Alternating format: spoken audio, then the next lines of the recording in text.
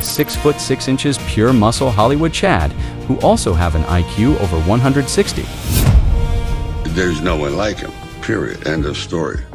That's a rare thing, a guy that size that can move like that. Dolph Lundgren put me in the hospital for 4.5 days. Dolph Lundgren, really? It was unbelievable. He hit me so hard in the chest that the next thing I know, I was on a low-altitude flight to intensive care at St. John's Hospital, surrounded by 4 nuns. Yeah. I thought, oh, this is the end right there. Yeah, and he's a genius. One of the essential minerals in the human body is salt. How much salt, NaCl, is in the average adult human body? A, 1 kilogram, B, 250 grams, C, 500 grams, or D, practically none. Huh. Well, let's see. It can't be too much. No, it can't be too much, because when you take, if you're in salt water, yeah, it's not like it's gonna osmose through your skin. No, so it's not. I'm guessing it's somewhere. It's either 500 or 250. Because look, salt water has 3%, right? And 3% of say, what, 70? How many? 150 pounds, right? What is that? 1%. Oh, sure. 150, Yeah. 150. Let's say 70 kilos. That's 3% of that is 200. It's 210 grams, right? 3% is 200. Isn't it? 70 kilos. I'm following you, yeah. 1% of that is 7.7. So 3%. If it's the same amount as in salt water, it would be 250 Which grams. it's roughly so. So the answer is 250 grams. That was That's awesome, You might have heard about the thief who broke into Dolph Lundgren's house, but the moment they saw a photo of Dolph, they didn't steal anything. They ran away of fear. Now, how many actors actually have that kind of aura in real life? Forget the rest, because Dolph Lundgren might just be the closest thing to a perfect human, but he wasn't had this much success and fame before. What it took to become from an abused Swedish boy to one of the most iconic star and inspiration of global film industry is still uncovered. On the surface, he seemed to have everything: the looks, the physique, the intelligence, and eventually, the money. But becoming that exceptional wasn't easy. Most of us know him as the cold and seemingly unstoppable Ivan Drago from Rocky IV. But behind that iconic character was a man who faced plenty of disrespect, failure, setbacks, and mistakes throughout his career. So how did a normal guy from Sweden become a global superstar in the 1990s? And what did it actually take to reach that level during an era when the world was very different from today? This is the full story of Dolph Lundgren.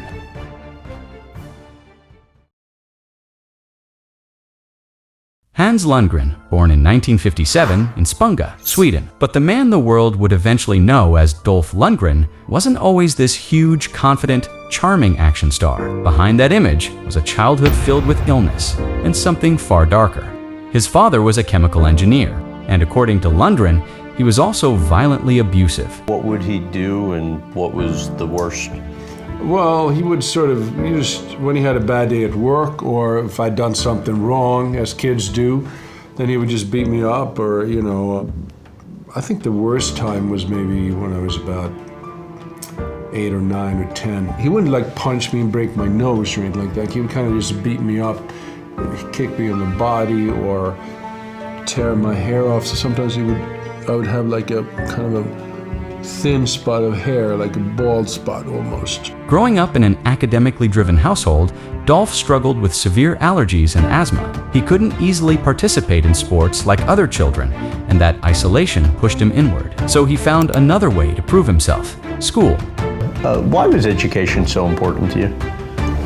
Well, education was the way I felt like I was somebody special when I was younger, because I couldn't do sports. My dad was beating me, and I felt insecure, but I realized I was pretty smart. I could memorize stuff, I could remember things, I could do logical deductions very easily. I was good at math, I was good at physics and chemistry, and then I think on another level I tried to prove to my dad that I was his son, that I was as smart as he was. Lundgren became obsessed with studying. He used his intelligence to answer questions in class and build something he desperately lacked at home: self-worth. But behind closed doors, the situation was getting worse.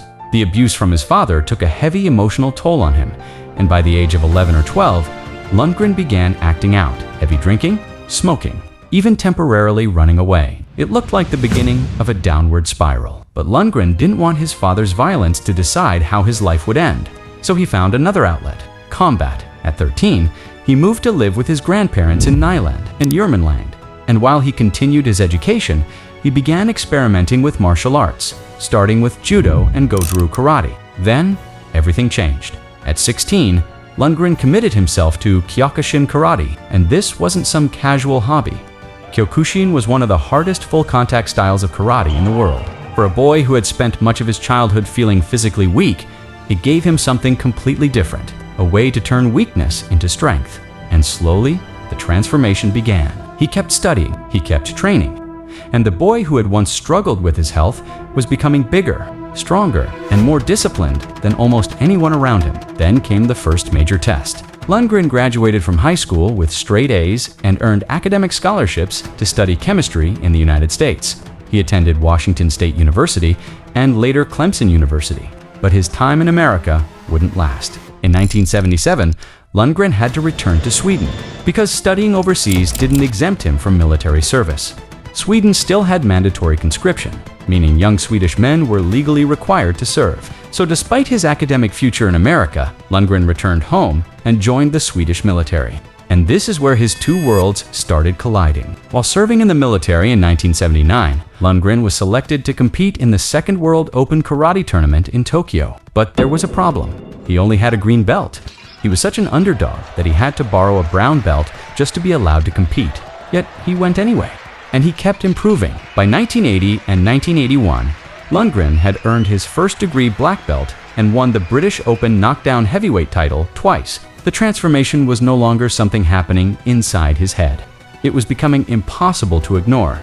But Lundgren wasn't finished. He returned to Sweden and earned his bachelor's degree in chemical engineering from the KTH Royal Institute of Technology, one of Europe's leading technical universities, and then he did something that showed just how unusual his ambition really was. In 1982, he moved to Australia on a scholarship to pursue a master's degree in chemical engineering at the University of Sydney. But even while studying chemistry, he refused to abandon karate. He ran a karate club at the university. He continued competing, and he won the Australian Open Championship in the heavyweight division. Think about what was happening. The same child who had struggled with asthma and allergies, the same teenager who had turned to drinking, smoking, and running away, was now earning top grades, studying chemical engineering, serving in the military, and winning heavyweight karate championships. And this was still before Hollywood had even entered his life. Because Lundgren had spent his childhood trying to prove that he wasn't weak, now finally he had something big to chase, that he could become an inspiration for the whole world. And soon, that obsession and greatness would take him somewhere he never expected: Hollywood.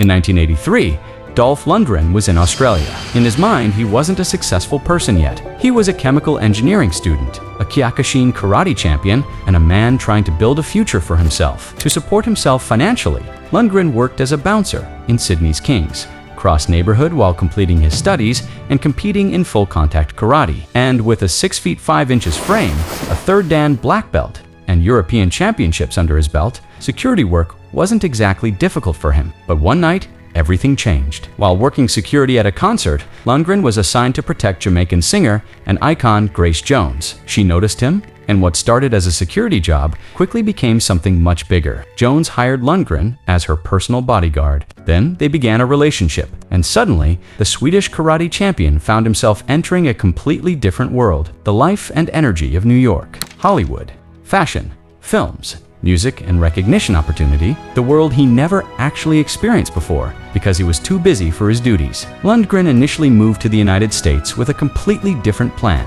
He had earned a Fulbright scholarship to study at MIT. And yes, he actually arrived in America on a motorcycle with Grace Jones sitting behind him. But after being pulled into New York's arts and nightlife scene, Lundgren started seeing something his chemical engineering career could never give him: a chance to become someone completely different. So he made a decision that looked almost insane. He left MIT after only 2 weeks. His family thought he became crazy, and instead of becoming a chemical engineer, he moved to New York City full-time to study acting and chase show business. In 1984, the 26-year-old Lundgren was living in New York with a master's degree in chemical engineering and a completely new ambition. He wanted to become an actor, but there was just one problem.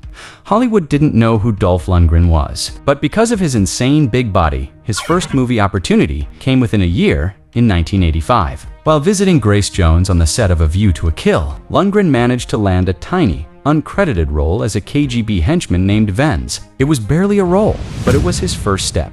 Then came the audition that would completely change his life. Lundgren walked into an open cattle call audition for an unnamed boxing movie. Hundreds of actors were there, and when he finally reached the casting table, the casting director looked at his enormous 6 feet 5 inches frame and immediately dismissed him. Too tall, next. For most people, that would have been the end. But Lundgren noticed something behind the casting table. A small handwritten sign. It said, Rocky IV, Ivan Drago, slot. And Lundgren was a massive fan of the franchise, so he refused to walk away and gave it a shot.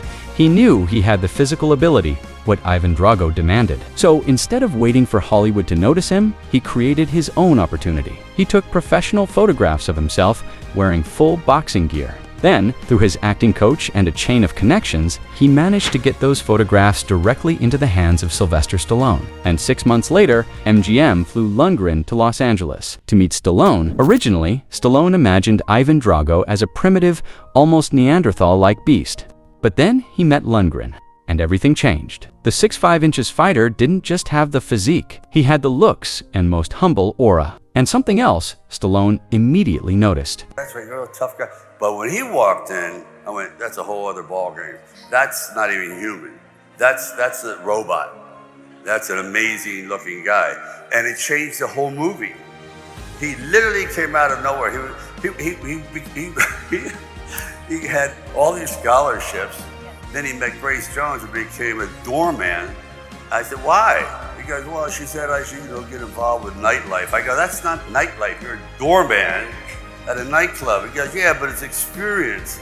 I'm telling you, he literally left college to become a doorman, and then he went to acting school, and he walked in that door by accident. And I went, my God.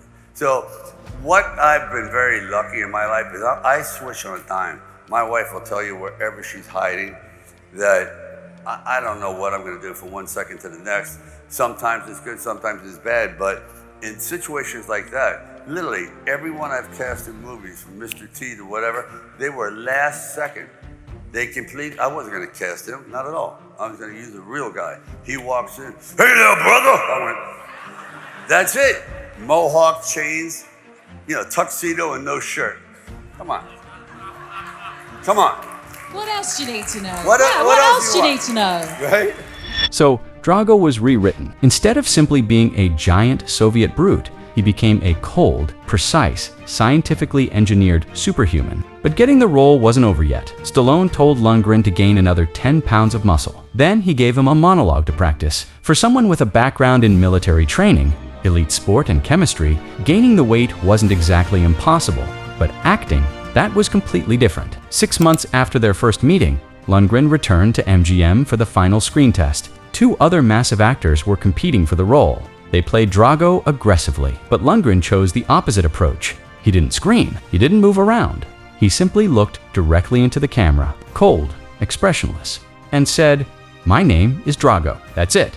This was the moment when he was selected for the cast. The robotic restraint made the character even more terrifying. The next day, Stallone called Lundgren. He had the role, Ivan Drago, the role that would change Dolph Lundgren's life forever. And from the outside, it looked like an overnight success. But it wasn't. Behind that success was a brutal 9-month audition process. He had beaten out roughly 5,000 other actors, and now he had to prove that he actually belonged in the movie industry. Because Lundgren had the body, he had the discipline, he had the intelligence. But he didn't have years of acting experience, and that became one of the hardest periods of his life. He struggled to deliver scenes the way Stallone wanted, and their relationship became tense and competitive. There was also drama away from the cameras. Lundgren was dating Grace Jones during the production, while rumors involving Stallone's then-wife, Brigitte Nielsen, reportedly created additional tension on set. You said that he never viewed you as an equal and that there were unresolved issues between the two of you. Like what? He was very harsh on me in a scene in Expendables 1, where he kind of yelled at me in front of the whole crew and had me do about 20 takes on the scene. And it was like, my grandmother could do it better than that. What the f*** what are you doing? You know, like basically in front of everybody. And there was press there that day too, international press. To a point where we took a lunch break, and I remember I was kind of in tears. I was really upset. And I called my wife at the time, and I basically just told her, you know, if he says one more word, I'm going to knock him out, and this movie, I'm out of here. I'm just going to punch him out and leave. And I think when I walked on the set, people felt it wasn't such a good vibration. And then I had a tap on the back, and it was Sly, and he was like, I'm sorry about that. Let's just do another take, and let's just keep moving on. Everything was complicated, but somehow they kept going. Because Rocky IV wasn't just another movie, it was about to become a phenomenon. On November 27, 1985, Rocky IV hit theaters, and Dolph Lundgren's life changed almost overnight. The movie exploded at the box office, earning around $31.7 million during its first 5-day Thanksgiving weekend, and eventually making roughly $300 million worldwide on a $28 million budget. Ivan Drago became one of the most recognizable villains of the decade, and suddenly, the unknown Swedish fighter who had once been told, too tall, next, was a global movie star. But fame comes with a price. Lundgren wanted to use this momentum to build his career even further. He was disciplined, focused, and increasingly committed to a healthy, structured lifestyle. Grace Jones lived almost the opposite way. Her world was unpredictable, full of parties and nightlife. And as Lundgren's fame exploded, the balance inside their relationship began to change. Success brought attention, attention brought tension, and eventually, the relationship couldn't survive the pressure. There were probably 100 reasons why they fell apart. But despite everything that happened, Lundgren has continued to speak about Grace Jones with respect. But I was pretty...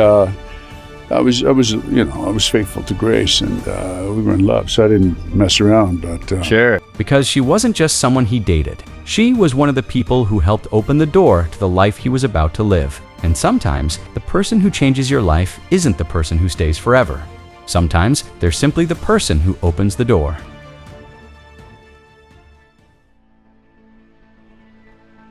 After Rocky IV, Dolph Lundgren had already proven that he wasn't just another action star, but he was only getting started. He continued building his career with major movies like Masters of the Universe in 1987, Showdown in Little Tokyo in 1991, Universal Soldier in 1992, and later The Expendables in 2010, and Creed II in 2018. Then came Aquaman. Lundgren played King Nereus in the DC blockbuster, which went on to make around $1.15 billion worldwide. But his career wasn't perfect. There were failures too. The Punisher in 1989 struggled at the box office and never received a major theatrical release in the United States. Then came Kindergarten Cop 2 in 2016, a direct-to-DVD sequel that was heavily criticized and became one of the weaker points of his career. And there were a few others. But none of that changed the bigger picture. Dolph Lundgren had become a successful actor. By 2011, he permanently moved back to the United States and settled in Los Angeles. For decades, it looked like nothing could stop him.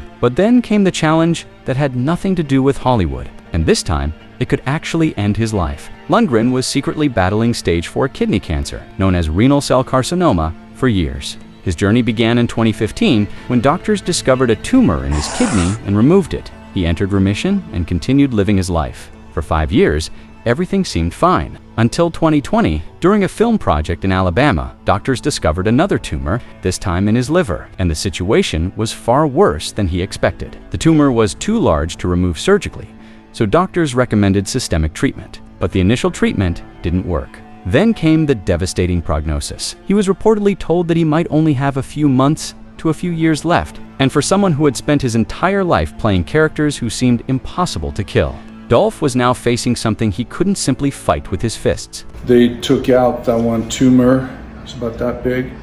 Then they took the other two they found, and another 3 small ones they found, so 6 altogether. So hopefully it's cleaned out. They found a tumor, or they didn't know what it was, just a tumor in my kidney, and they took it out here in LA in 2015. But then they did a biopsy and it was cancerous. And then I did scans every 6 months. Then you do it every year, and it was fine, for 5 years. In 2020, I was back in Sweden and had some kind of acid reflux, or so I didn't know what it was. So I did an MRI. I did one, and they found that there were a few more tumors. When I was in Alabama, ready to shoot, and it said they found one more tumor in the liver.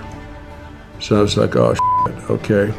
At that point, it started to hit me that this is kind of something serious. But he wasn't ready to give up. He sought a second opinion, and that decision changed everything.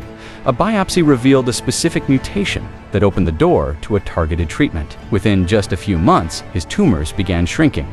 By 2022, they had reportedly shrunk by around 90%. The man who had spent decades portraying superheroes, soldiers, and unstoppable fighters was now fighting his biggest battle in complete silence. And he kept working. He kept making movies, while privately preparing himself for the possibility that his life could end much sooner than expected. Lundgren has also publicly speculated that his past anabolic steroid use may have contributed to his cancer. Steroids. Steroids, yeah, I tried steroids back in the 80s, 90s. I don't know if it has something to do with the cancer. Of course, it struck me as it could have had something to do with it. Is that something you've really thought about? I thought about it because you always think that you've made a mistake in your health. Health care while you get cancer. Like, maybe it's only me, but you kind of blame yourself to some degree for it. But, I think maybe testosterone, there's some connection between testosterone therapy and HGH, growth hormone therapy, and cancer in some people. But I was on steroids when I was younger and for a while. And for how long?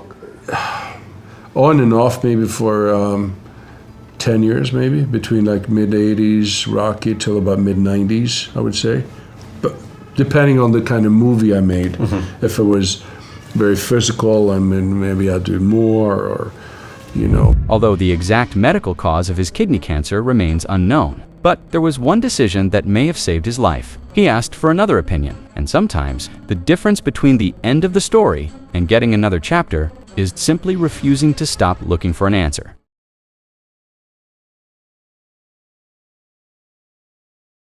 Now, at 68 years old, Dolph Lundgren has built a life worth around $20 million. But his biggest achievement may not be the money. After living and working in America on and off for more than 40 years, he finally became a U.S. citizen in February 2024. The man who once came to Hollywood as a Swedish chemical engineer had now become one of its most recognizable action stars. And somehow, he was still not finished. Today, Dolph serves as the host and executive producer of History's Greatest Machines on the History Channel, exploring the engineering behind iconic military technology, spy planes, and inventions that changed history. But his story was becoming even more personal. He recently completed Dolph Unbreakable, a documentary about his Hollywood journey, his early life as a chemical engineer, and the health battles that nearly changed everything. Then came his memoir, Fights Worth Fighting, Finding Strength in Struggle, where he opens up about his career, his personal life, and the lessons he learned through adversity. And his influence has even reached the Olympic world. Dolph was named a UIPM ambassador for the Los Angeles 2028 Olympic Games, helping promote modern pentathlon and obstacle sports. But perhaps the most powerful part of his story is simple. Dolph didn't just survive his hardest battle, he came out of it with a new purpose. And that's what makes his journey bigger than Hollywood. Because life doesn't always give you a second chance. But when it does, you have to be brave enough to take it. So if Dolph Lundgren's story teaches us anything, it's this. It's never too late to fight for a new chapter. And fights worth fighting.